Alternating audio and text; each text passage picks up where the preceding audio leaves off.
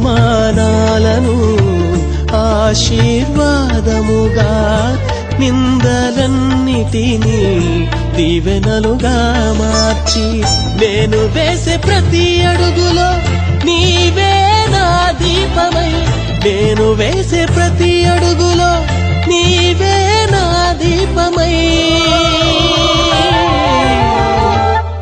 చిరునవ్వుతో నింపిన యేసయ్యా, చిరునవ్వుతో నింపిన యేసయ్యా.